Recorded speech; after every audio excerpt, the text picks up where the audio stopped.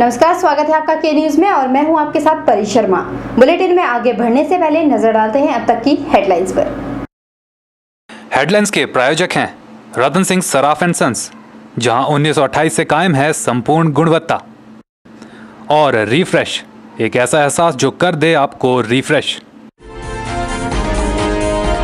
सोलन में एक स्कॉर्पियो लुढ़की, एक की मौत, 3 घायल, गाड़ी पर नियंत्रण खो देने से हुआ एक्सीडेंट। जंजैली संपर्क पुल को टूटे हुआ 1 सप्ताह, रोजमर्रा की जरूरत वाली चीजों की आपूर्ति हुई कम, जनता परेशान।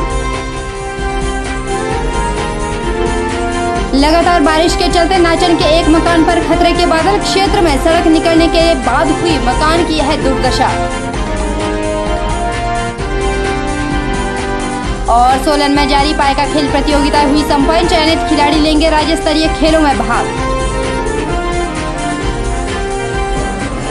और बुलेटिन की शुरुआत करते हैं सोलन से। सोलन के ओज घाट में सुल्तानपुर रोड पर देर रात स्कॉर्पियो गाड़ी खाई में गिरने से एक की मौत हो गई। बताया जा रहा है कि स्कॉर्पियो गाड़ी में 4 व्यक्ति सवार थे और वह सुल्तानपुर से सोलन की तरफ आ रहे थे कि अचानक मोड़ पर गाड़ी नियंत्रण से बाहर हो गई और खाई में जा गिरी, जिसमें एक व्यक्ति की मौके पर ही मौत हो गई।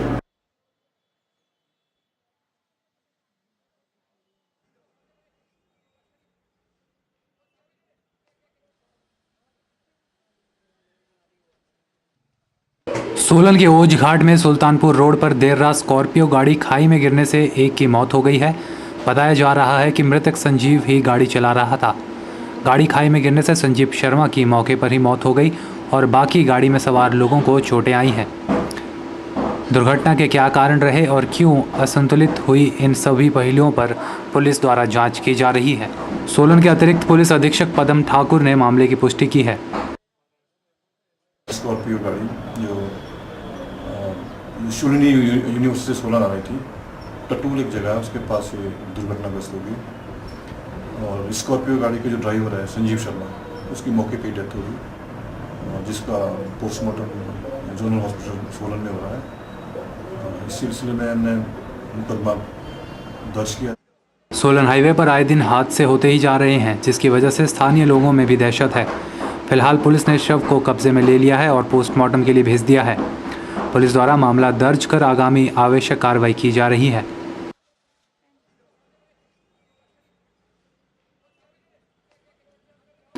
के न्यूज़ के लिए सोलन से कीर्ति कौशल की रिपोर्ट।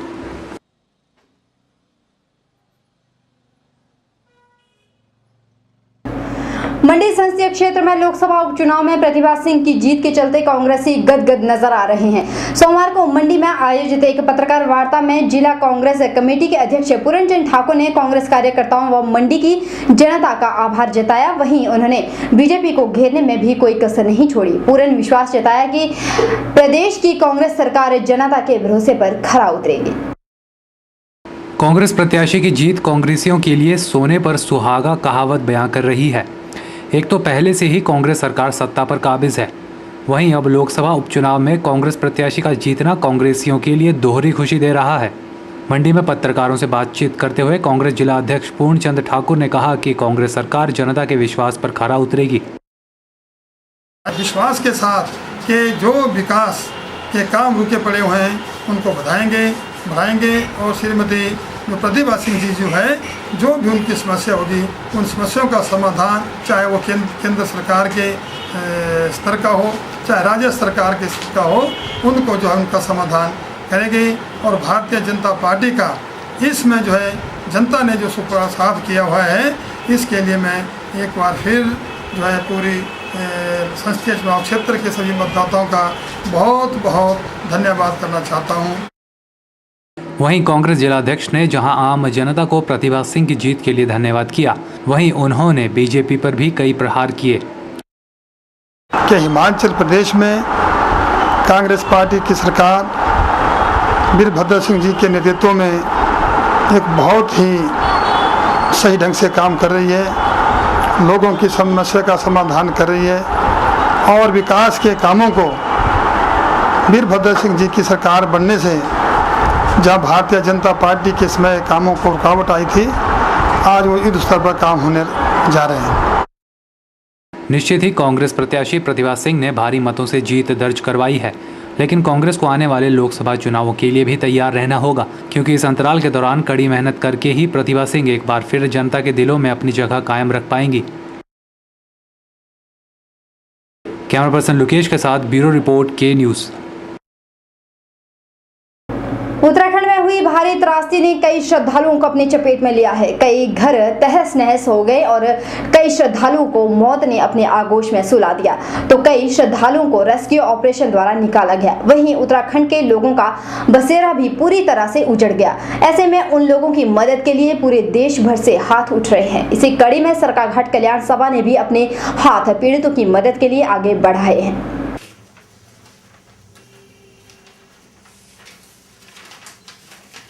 तहसील सरकाघाट कल्याण सभा का प्रेसिडेंट हूँ और आज हम कल्याण सभा की तरफ से जो किन्नौर के अंदर त्रासदी हुई है उसके उपलक्ष्य में 5100 रुपये का चेक माननीय जिलाधीश महोदय को हमने भेंट किया है। साथ ही हमने जो उत्तराखंड के अंदर दुर्घटना हुई है उसके लिए भी 5100 रुपये का चेक माननीय जिलाधीश के दफ्तर में दिया है। उत्तराखंड में जो हुआ सबने देखा और वो मंजर सबके जहन में है, लेकिन उत्तराखंड में जो लोग भारी त्रासदी से पीड़ित हुए हैं उनकी मदद के लिए पूरे देश से हाथ उठ रहे हैं। सरकाघाट कल्याण सभा ने भी 5-5 हज़ार किन्नौर और उत्तराखंड की आपदा के लिए दिए हैं। कल्याण सभा ने मंडी में पहुंचकर एडीसी के माध्यम से यह चेक राहत कोष में भेजा ताकि पीड़ित लोगों तक यह राहत राशि पहुँच सके। जैसे कि आप सभी जानते हैं कि उत्तराखंड में जो है हजारों के हिसाब से, जिसका अभी तक अनुमान नहीं लगाया जा सकता है कि कितने लोग वहाँ पे एक्सपायर हुए हैं या कितने लोग इस टाइम भी अभी वहाँ से निकाले गए हैं या नहीं निकाले गए हैं। तो उनके लिए रिलीफ के लिए हमने अपनी तरफ से जितना हो सकता था हमने कोशिश की है कि उन तक ये पैसा पहुँचे और उनको इसका बेनिफिट मिले। लेकिन मेरा लोगों को ये मैसेज भी है कि जितने भी लोग यहाँ पे हैं, नेचुरल कैलेमिटी कहीं पे भी आ सकती है, तो हर एक आदमी को इसके लिए तैयार रहना चाहिए और कंट्रीब्यूट करना चाहिए। जितना भी पॉसिबल हो अपनी तरफ से कंट्रीब्यूट करने की कोशिश करनी चाहिए। कुदरत तो के साथ को लड़ा जा सकता, लेकिन यदि हम कुदरत के साथ छेड़खानी करेंगे तो उसका खमियाजा भी हम लोगों को ही भुगतना पड़ेगा। और यदि इस तरह से कोई नुकसान हो ही जाता है तो इसके भरपाई भी हम लोगों ने ही करनी है। और हमारे देश के ऊपर चाहे किसी भी तरह की आपदा आई है वो इस संकट की घड़ी में जो है वो कंधे के साथ कंधा मिला करके जो है वो खड़े होते हैं और एक दूसरे की हेल्प करते हैं। और मानवता के नाते हमारा फर्ज भी बनता है कि हम एक दूसरे की जो है सहायता करें। गौर है कि उत्तराखंड की त्रासदी से निपटने के लिए इस वक्त पूरा देश एकजुट हो रहा है। पूरा देश किन्नौर और उत्तराखंड में हुई तबाही से निपटने के लिए राहत कोष के लिए धन जुटा रहा है ताकि उजड़ चुके लोग एक बार फिर जिंदगी को गले लगाकर अपना बसेरा कायम कर सकें।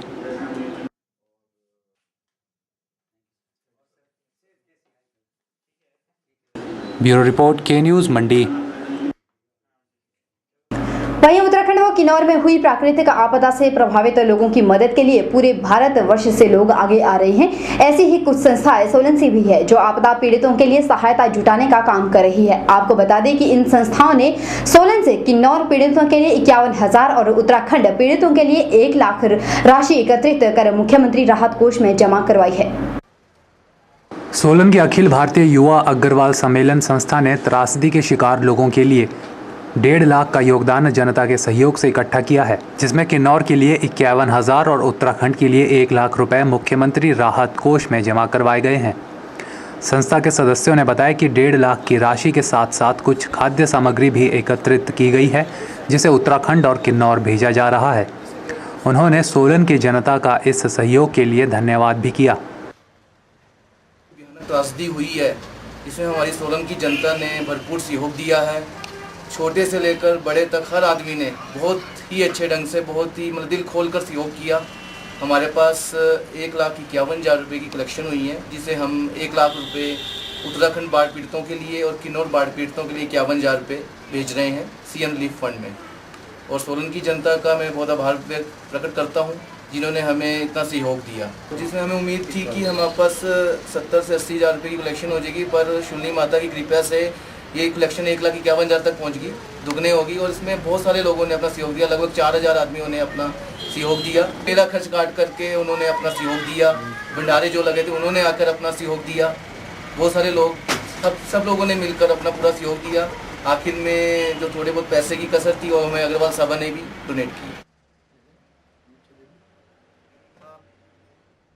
गौर रहे कि सोलन में बच्चे, बूढ़े और नौजवान सभी ने निस्वार्थ भाव से एक होकर आपदा के शिकार व्यक्तियों के लिए उम्मीद से ज़्यादा योगदान दिया है, जो कि एक सराहनीय कदम है। के न्यूज़ के लिए सोलन से कीर्ति कौशल की रिपोर्ट। बहरहाल के न्यूज में वक्त चला एक छोटे से ब्रेक के उस पार भी खबरों का सिलसिला यूं ही जारी है। आप देखते रहिए के न्यूज।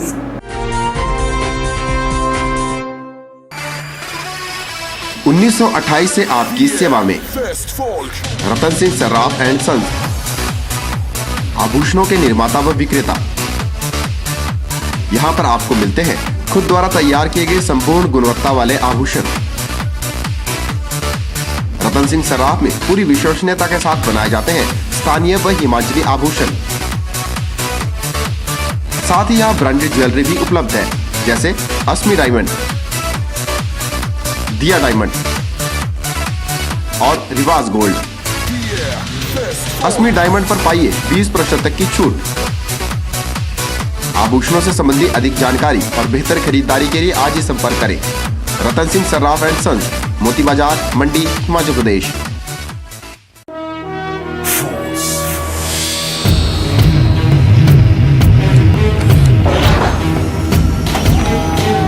रामहरि फोर्स मोटर्स आपके लिए लेकर आए हैं पैसेंजर और कैरियर व्हीकल्स।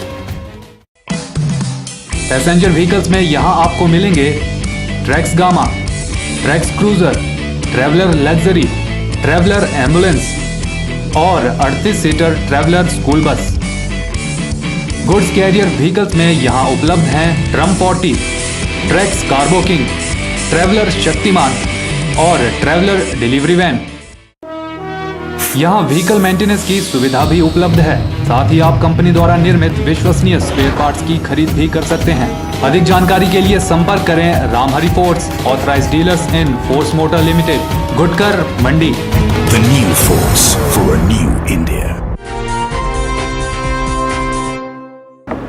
नाचन विधानसभा क्षेत्र के अंतर्गत दान गांव में एक मकान कभी भी गिर सकता है। यह मकान गोहर कांडा मार्ग पर स्थित है। बताया जा रहा है कि जब से यहां सड़क निकाली गई तो उसके लिए किया गया पहाड़ी का कटान मकान के नजदीक पहुंच गया है, जिसकी वजह से यह मकान गिरने की कगार पर है। गौर है कि इन दिनों बरसात आक्रामक रूप में बरस रही है, जिससे मकान को खतरा और बढ़ गया है। ये है दान गांव निवासी तुलसीराम, जो आज अपने परिवार के साथ खौफ के साए में जी रहे हैं।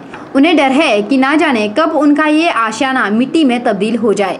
आपको बता दें कि दान गांव नाचन विधानसभा क्षेत्र के अंतर्गत तहसील चच्योट की बहावा पंचायत के अंतर्गत आता है। बताया जा रहा है कि इस क्षेत्र से सड़क निकाले जाने के बाद से काटी गई पहाड़ी मकान के साथ पहुंच गई है, जिसकी वजह से यह मकान गिरने की कगार पर है। इस बारे में लोक निर्माण विभाग व प्रशासन को अवगत करवाया गया है, लेकिन विभाग ने कोई कार्यवाही अमल में नहीं लाई है। लोक निर्माण विभाग ने अपनी कार्यवाही को पूरा करते हुए एक छोटा सा डंगा यहाँ भी लगा दिया है, लेकिन मकान को गिरने का खतरा अभी भी बरकरार है। मकान मालिक तुलसीराम ने बताया कि उन्होंने कई मर्तबा लोक निर्माण विभाग, तहसीलदार और एसडीएम को मकान के बारे में लिखित शिकायत भी करवाई थी और कई मर्तबा अवगत भी करवा चुके हैं, लेकिन विभाग अभी तक कोई समाधान नहीं निकाल पाया है।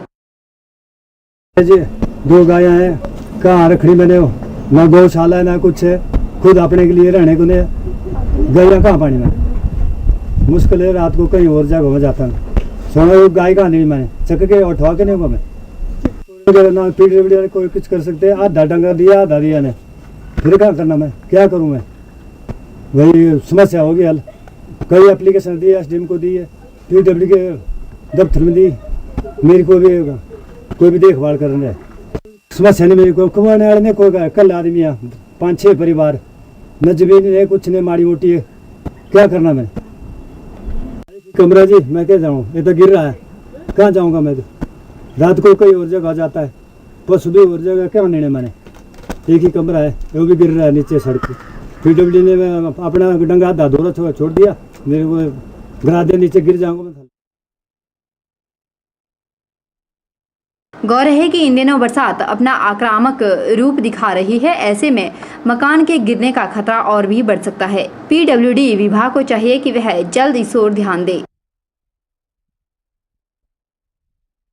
के न्यूज के लिए नाचन से हरीश चौहान की रिपोर्ट।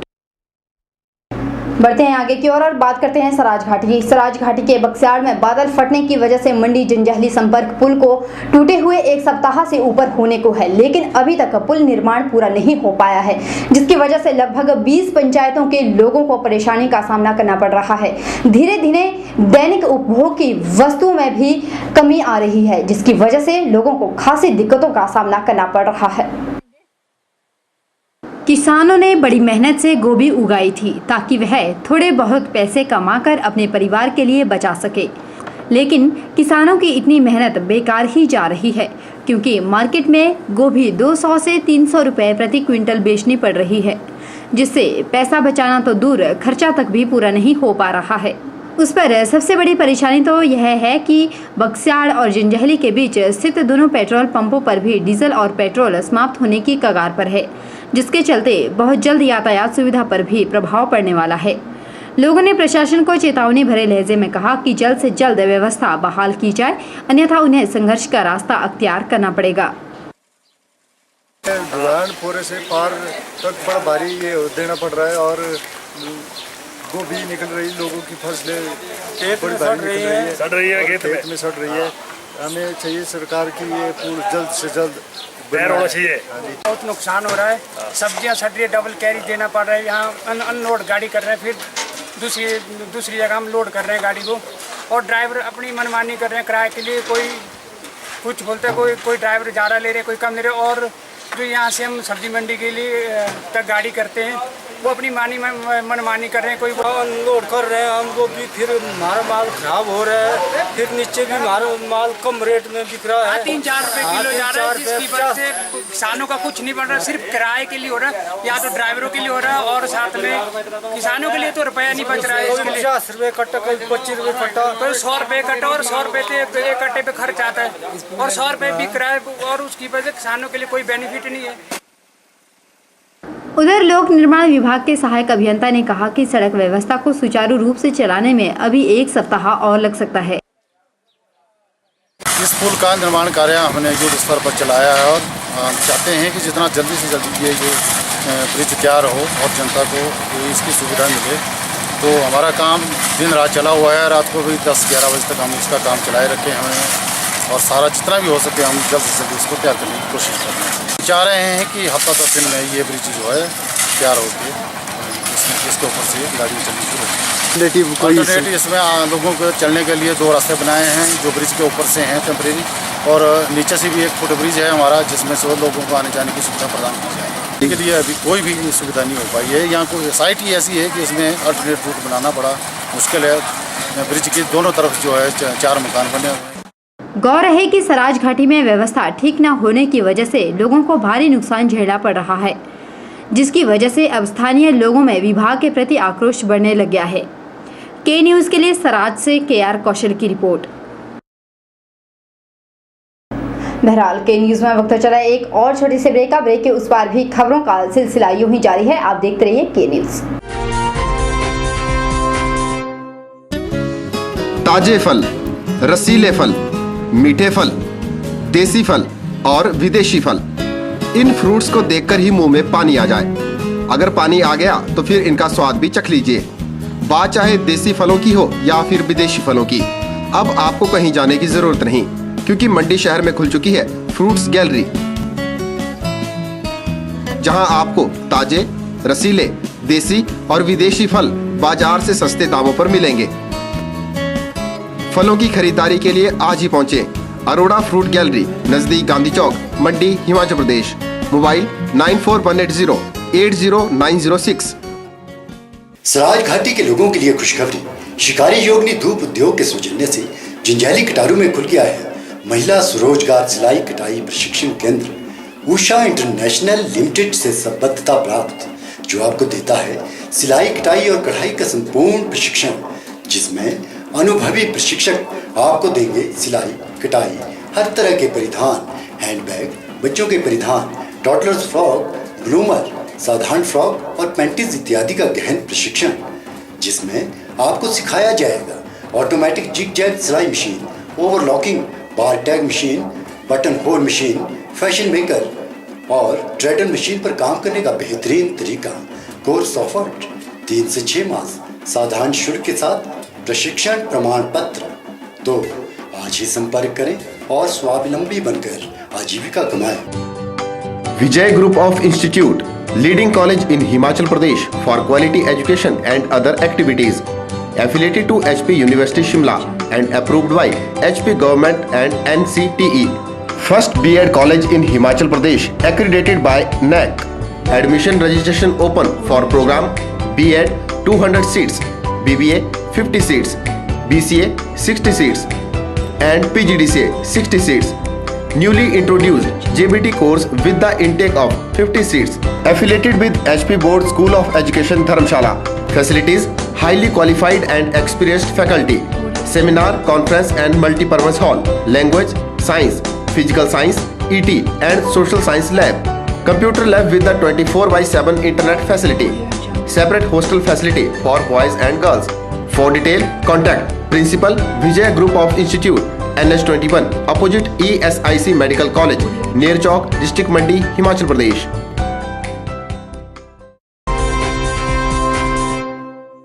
और रुक करते हैं सोलन का पाइका योजना के तहत प्रदेश भर के सभी ग्रामीण क्षेत्रों में भारत सरकार और प्रदेश सरकार के खेल एवं युवा सेवाएं विभाग के माध्यम से खिलाड़ियों को प्रोत्साहन देने के लिए खेल प्रतियोगिताएं आयोजित की गई है। इसी कड़ी में सोलन में 2 दिवसीय खंड स्तरीय खेलकूद पाइका का आयोजन किया गया था, जिसके समापन अवसर पर नगर परिषद अध्यक्ष राकेश पंत बतौर मुख्य अतिथि शरीक हुए।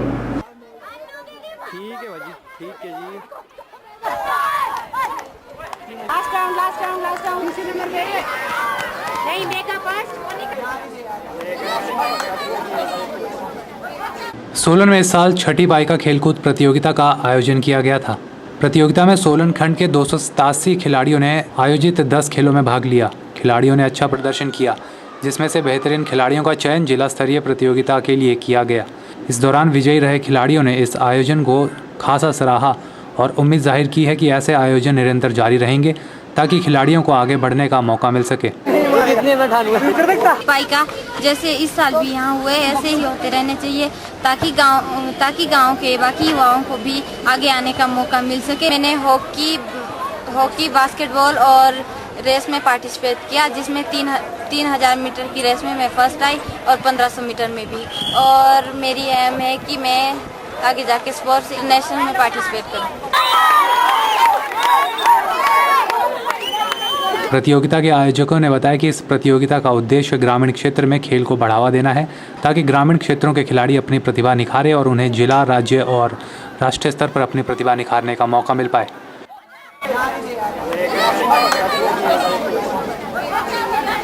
पाइका योजना का ये छठी खेलकूद प्रतियोगिता ब्लॉक स्तर से करवाई जा रही है और यह खेलकूद प्रतियोगिता ब्लॉक स्तर से राष्ट्रीय स्तर तक करवाई जा रही है। 2008-09 से इस पाइका योजना का शुभारंभ हुआ है और ये 2016-17 तक ये योजना का जो प्रोजेक्ट बना है। योजना का उद्देश्य जो है हमारे ग्रामीण स्तर के खिलाड़ियों को एक खेल की भावना के साथ उनको निखारना और सभी जो हमारे ग्रामीण स्तर में छुपी प्रतिभा है उस प्रतिभा को निखारना इस योजना का एक बहुत।